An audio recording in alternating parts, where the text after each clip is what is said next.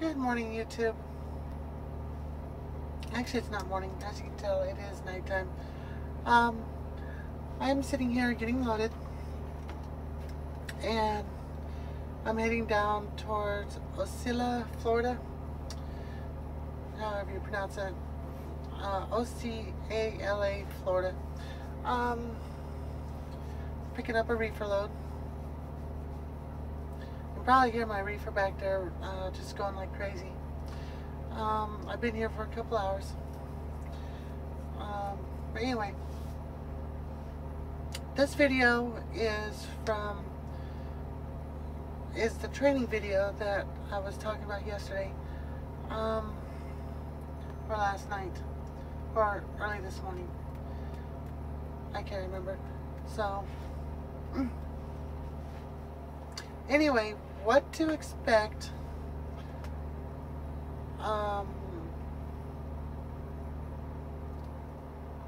while you're driving, or what to expect when you're out here with a trainer, and a few essentials on what to bring with you.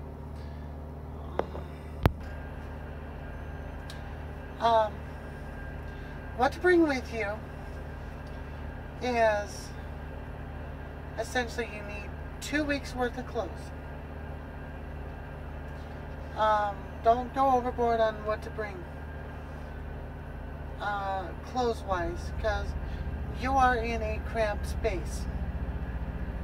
Essentially, I'm sharing my living quarters with you. So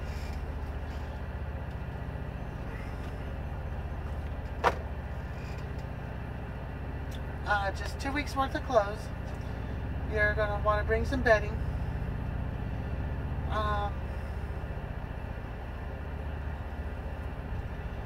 Sheets, blankets.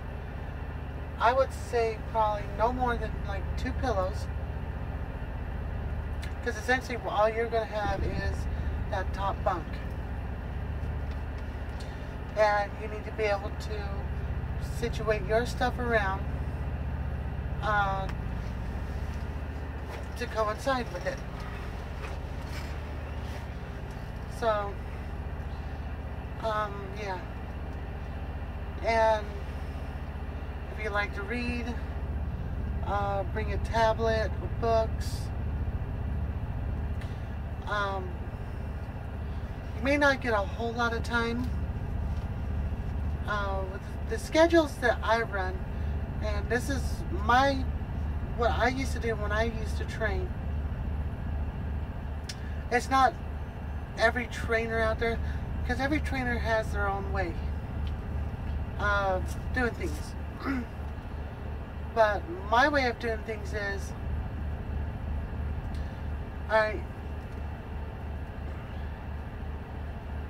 the first trip, once you get out my truck, the first trip I drive.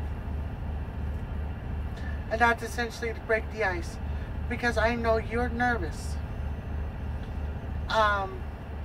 You're coming out, you've never met me, I've never met you.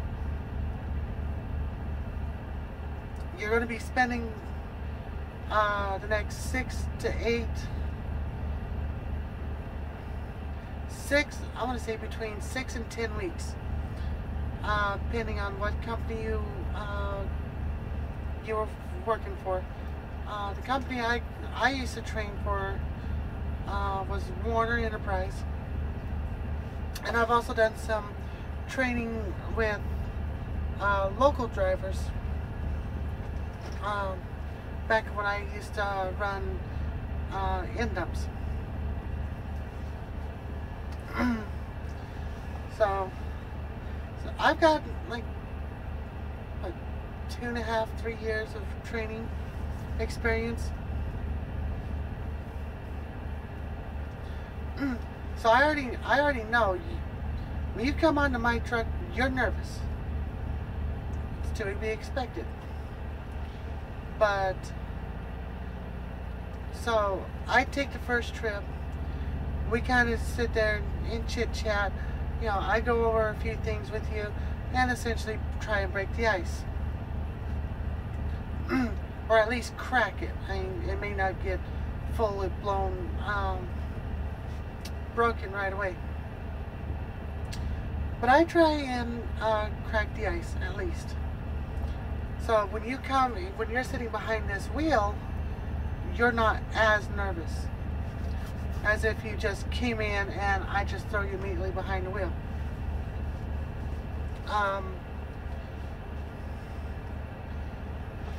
My schedules that I used to run for the first 3 weeks at least, it would be Monday through Friday. That's when we're out there hauling loads. Saturday, backing practice. First 3 Saturdays, nothing but backing practice.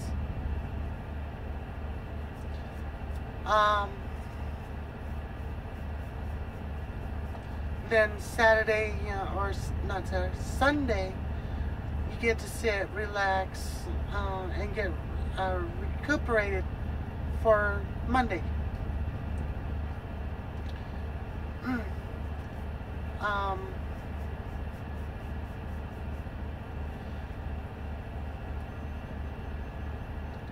I expect, all the drivers that I was training to be able to read this. You need to know how to read this. You don't need to know how to read this. I teach you how to read it. This thing's got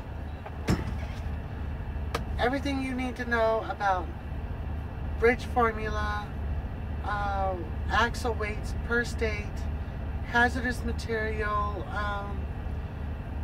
phone numbers, restricted routes. Restricted means trucks or routes that trucks are not allowed onto, and low clearance bridges. So, see if I can find it. Oh, I flipped right to it.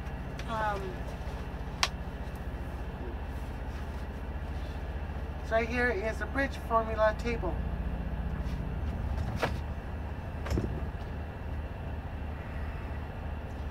Basically, you got 2 axles, 3 axles, 4 axles, and weight limits for all the individual axles with the length of the vehicle.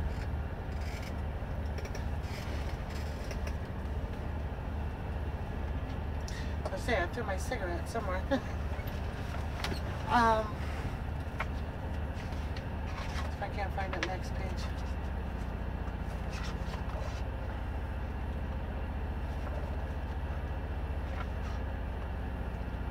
It's also got weight and size limits per state.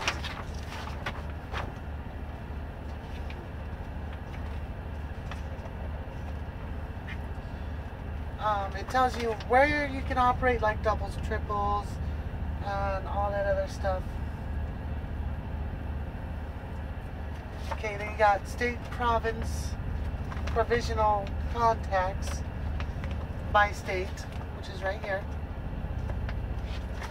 I know I'm going through this a little fast, my time's a little limited.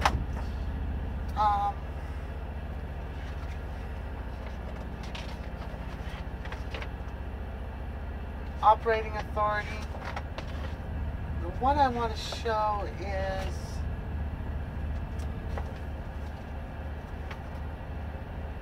this is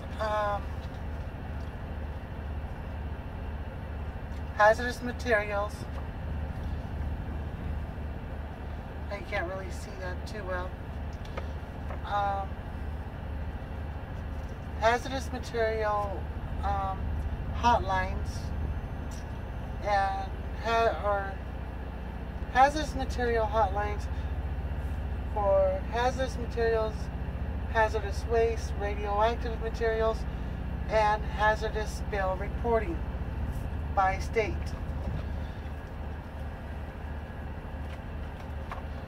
And this is the one I wanted was getting to.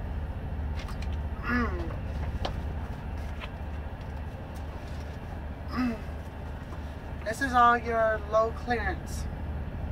Right now I'm looking at New York. So you got low clearance bridges. It labels all these low bridges. It's the bridge height and then location on the map. And it does it all by state.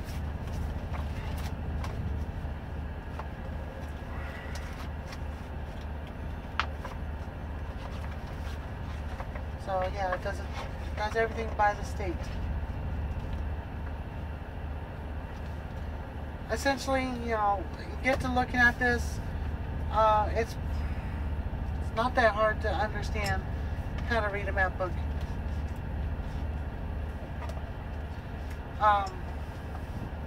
But between this map book and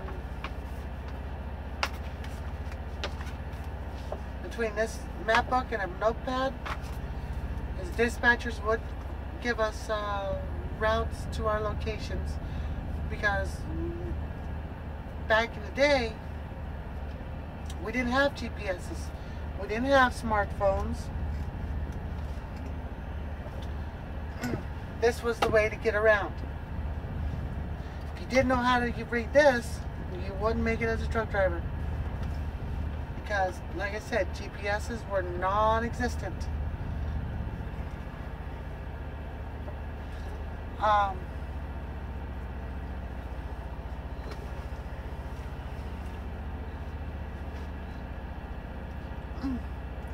Main thing I try to do, basically, other than teaching you how to operate this truck, more so than what you get taught in schools, is you get taught in school just to get your license, and that's it.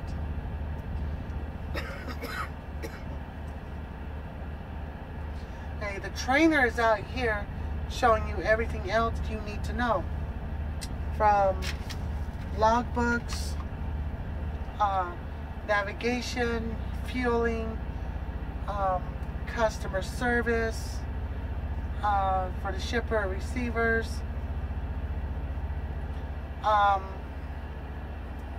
We're basically teaching you everything else that they don't teach you in school. And we give you more practice with backing, because I hate to say it, they give you plenty of room to do what you need to do in backing. What you learn in school ain't necessarily what it's like out here. Hey, there's going to be docks where you got 5 miles, it's just a figure of speech, but basically, say like 5 miles, you can do a straight pull in and a straight back. There's other docks where, mainly in the East Coast, not all of them, don't try and sit there and say I'm saying all of them are, but there are some docks where you're trying to put a 53-foot trailer in a spot only designed for a 48-footer. Don't tell me it's impossible, because I used to do it. I used to do it with Denny Transport.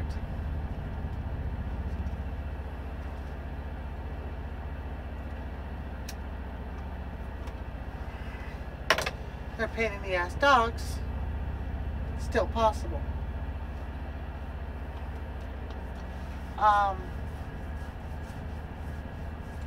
And we're also teaching you, okay, what to look for in certain areas. And then, once all that is said and done,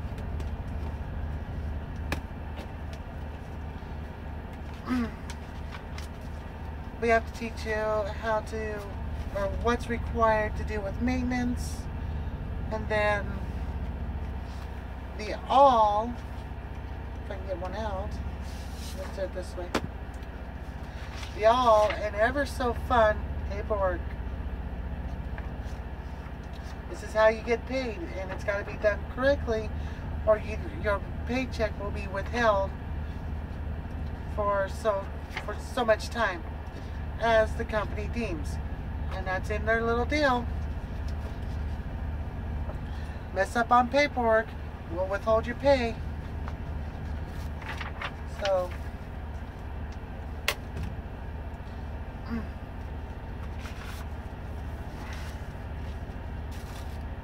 that's a lot of what goes on out here. It's not everything.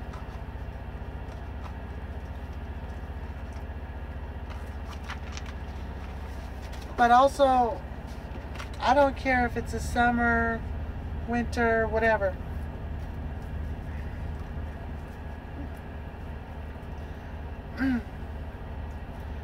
I also have to teach you, because they don't teach it in school,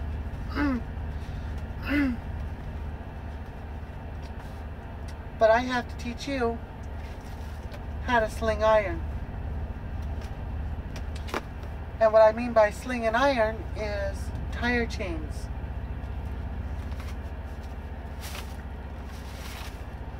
You have to know how to put on tire chains. I know there's some trainers out there that'll not teach you that. I would.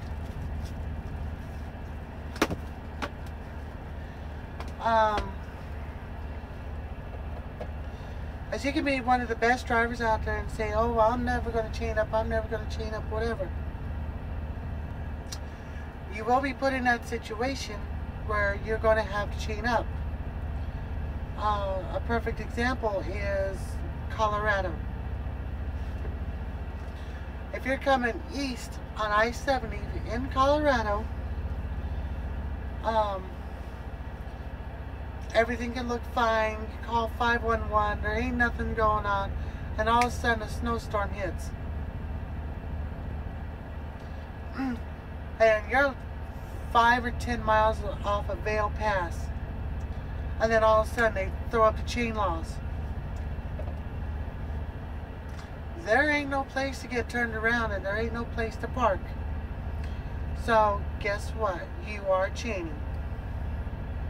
They won't let you park on the side of the road. Except to chain up.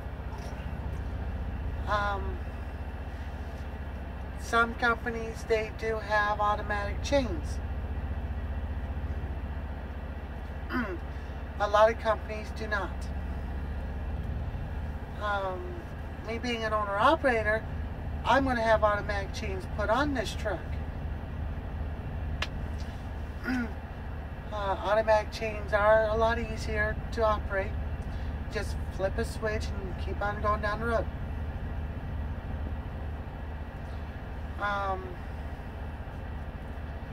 I know there's more. I can't really think of it. I'll have to revise this video probably tomorrow, or I may do it this weekend. I don't know. I'll sit down and I'll, it's been a while since I've trained, so I actually got to sit down and think of what all is included. So 2 weeks of clothes.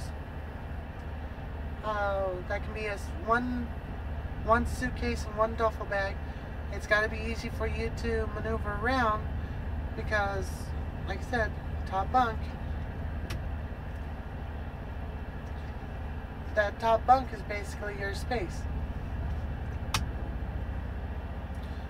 Another thing to remember is you are coming into my house. I am letting you into my house so that I can teach you how to do all this stuff. Okay, my stuff is already in here. And when you come off of this truck, I'm still going to be here. And when you get your own truck assignment, then you put everything where you need it, just like I have it in mind.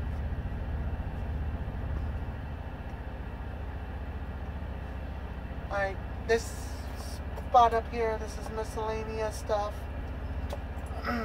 which can be shampoo, conditioner, you know, detergent, paper for my printer, and my shirts and other unmentionables are hung up behind me. Then I got shelves for, you know, other clothes and my prescription medications. And this shelf here, but on that side, is electronics, movies, makeup, and some other feminine hygiene stuff. So, also, when you come onto this truck, me personally, I love a good debate. But it's one of those things that once it's over, it's over. There's no need to be arguing back and forth about and getting into a heated argument over something that is pitiful. Let's just say it that way. Okay, President Obama. President Obama and, you know, all these police brutalities. You know, that's a good heated argument. Or that can be a good debate. Or I shouldn't say it that way. That'd be a good topic, you know,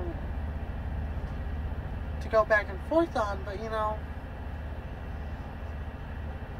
I'm not racist, and I do think that a lot of what these cops are doing is wrong.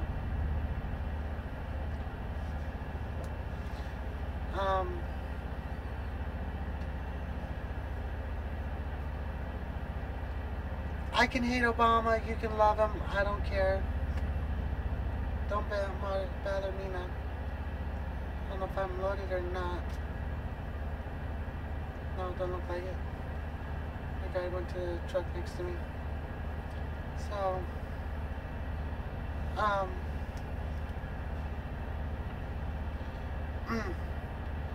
other than that, once it's over, it's over. Don't keep dragging it on and on and on and on because you think you're right. Now, maybe you are, maybe you're not. A good conversation, I go for good conversations.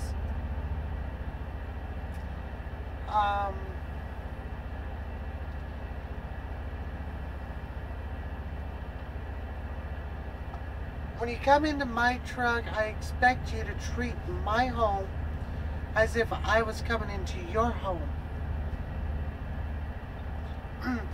You have the respect and decency for my space.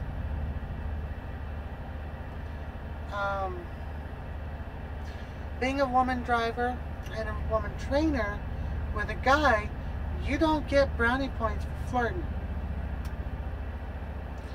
That'll actually probably get you kicked off my truck more than it'll get you brownie points. I have failed drivers. I have kicked drivers off my truck.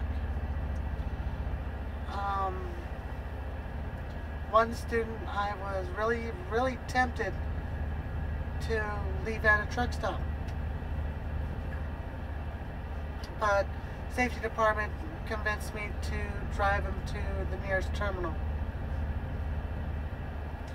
But as soon as we got to that terminal, he was off my truck. His bags and bedding, I didn't give him time to grab his stuff. He was sitting here in the passenger seat.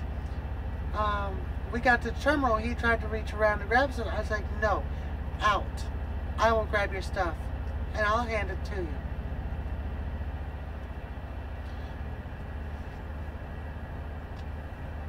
I can't remember what all that was about.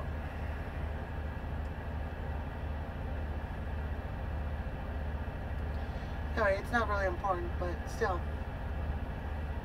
He got on my nerves to the point where I was literally about ready to just throw him out of my truck at the truck stop.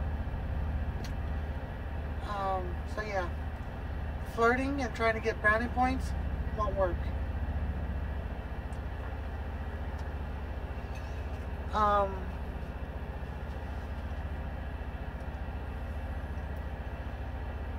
Doing what you're supposed to do when you're supposed to do it, learning what you're supposed to, and ask questions. That's the main thing. Don't be afraid to ask a question. Even when you graduate and get off my truck and get your own assigned truck,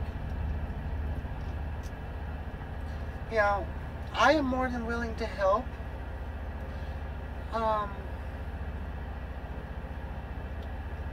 You know, I would give you my phone number and say, hey, if you have a question while you're out there, you know, give me a call. I'm more than happy to help you.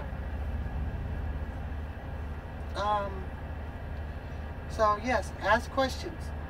You know, the only bad question is a question not asked. That's my motto.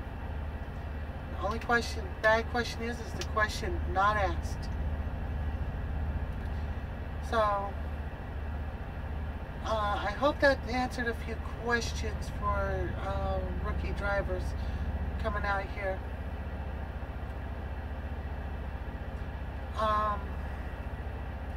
I said I will do a follow-up video of this one here. We'll say no later than Sunday. That'll give me time to write down or jot down a couple ideas on what is all expected for coming out here on the road. So as of that, right now I am still getting loaded, and I am going to try and take a nap, and hopefully a friend of mine just texted me, so I guess the nap's not going to happen.